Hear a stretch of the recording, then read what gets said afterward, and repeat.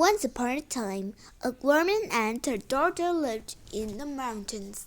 The daughter liked to dress in red. For this reason, she was called Little Red. One day, Little Red and her mother were walking in fields. All of a sudden, a glitter blew up, and the sky appeared. An evil dragon. It stretched down its claws, caught Little Red in a tight grip, and flew out with her toward the west. Little Red Mom Squirrel heard her daughter's words carried on the wind. Oh mother, as dear as can be, my brother will rescue me. Wiping away her tears, Little Red Mother glared into the sky and said, "But I only have a daughter. Who can this brother be?" Little Red Mother raced toward home, and when she had gone halfway there, her hair caught in the branches of a bayberry tree going in the roadside. While she was struggling her hair, she spotted a red cherry dropping from a twig. She picked it and swallowed it without thinking. When she arrived home, the woman gave birth to a boy with a round head and red cheeks. Her name, the little Bayberry. Bayberry grew up very quickly. In a few days, he was a young boy of 14 or 15. His mother wanted to ask Bayberry to rescue his sisters, but she couldn't bring herself to give him such a dangerous job. All she could do to whip herself in a secret. One day, a crow landed on the roof of the woman's house and cried, "Your sister is living out there. She is living in the evil dragon's lair. Birds that on her back. She's digging rocks with hands so bare." Upon hearing this, Bayberry asked his mother, "Do I have a sister?" Tears streaming down her cheeks, his mother replied, "Yes, my son, you do, because she loved to dress in red. She was called Little Red. An evil dragon that has killed so many people came and took her away." Bayberry picked up a big stick and said, "I'm going to rescue Little Red and kill that evil dragon. Then it can't do anything more harm."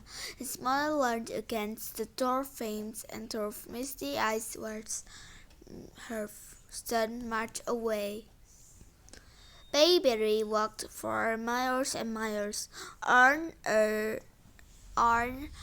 mountain road ahead him, he saw a large rock blocking the way that was pointed and road by all travelers who had to climb it. One wrong step would mean a nasty fall. Bayberry said, "This is my first arches. If I won't remove it now, it will be undoing for many more people." He thrust his stick under the rock and held with a great might. There was a great crack which the stick broke in two. Then he put both hands under the rock and tried to move it with all his strength. The rock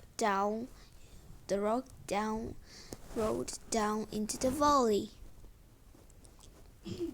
Just at the moment, a shiny golden flute appeared in the hole where the rock had been. Bayberry picked up and blew on it. It gave out a sweet sound. Suddenly, all the earthworms, frogs, and lizards by the roadsides began to dance. The quickly the turn, the faster the creatures danced. As soon as the music finished, they stopped dancing. Baby has an idea. Now I can deal the evil dragon.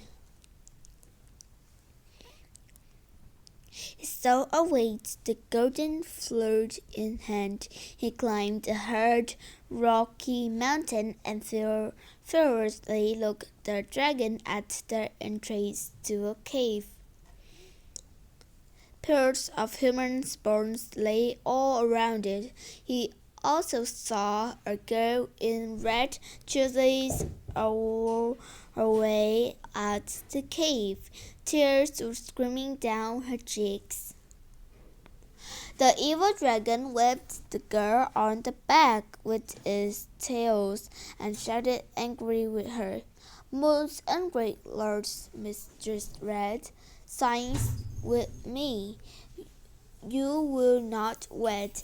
Day by day, rock by rock, carve me out a handsome cave, or I will send you to your grave." Bayberry realized that the girl was none older than his sister. He shouted, "Wicked monster, evil friend! To torment my sister's soul, till your wed life shall end, or this flute I will blow and blow." Bayberry began to blow on his golden flute. The music made the evil dragon dance recite itself. Little Red pulled out her cheese and stepped out the cage to watch.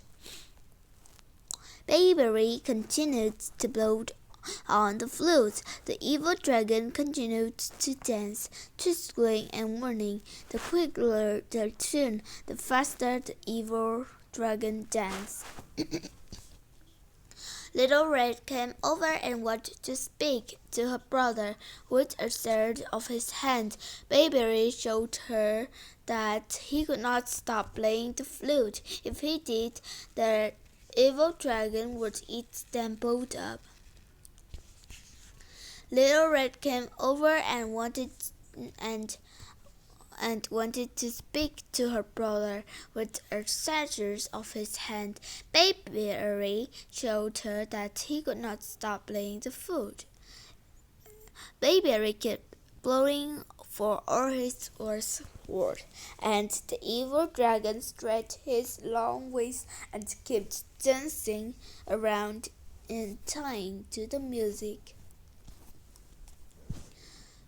Fire came from the evil dragon's eyes, streamed from its nostrils, and petting breath from its mouth.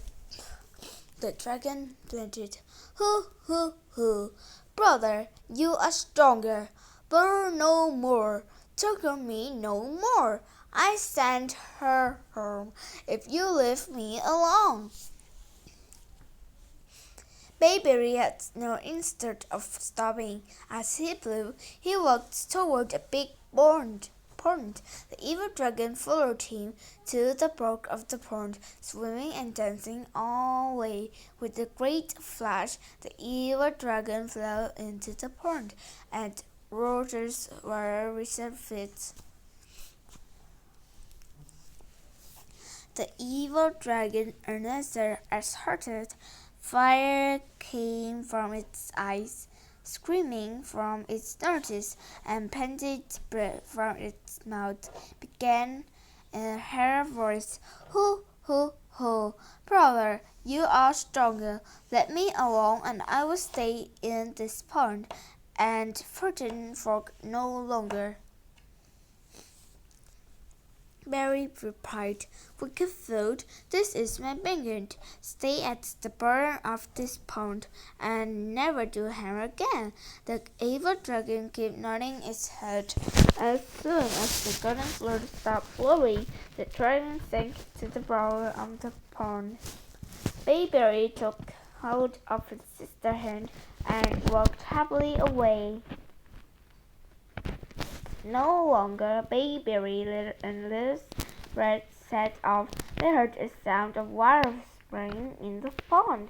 They looked over their shoulders and saw the evil dragon emerge from the pond. It raised its head and flew in their direction, making its fangs clawing the air. Little Red cried, "Go deep when digging a well. Pull up the roots when hoeing a field, for the dragon is still alive. Too kindly always he never yelled." Bayberry rushed back to the pond and began to blow on his flute once more. The evil dragon fell back into the pond and began to dance again, flashing and running into the water.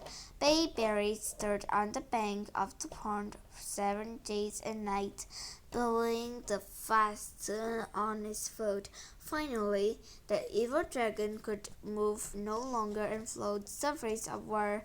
Its days had come to an end. Sister and brother joyfully returned home, dragging the body of an evil dragon along behind them. When the mother saw us with the two children coming home, her face lit up with happiness. They painted dragon skins to make a house, took out dragon bones as pillars and beams, and cut up the dragon's horn to make a bow. With the dragon's horn they poured the fields quickly and had no need to oxen. They plowed many fields, sown lots of grains, and enjoyed a peaceful life. This is the end of the story. Goodbye.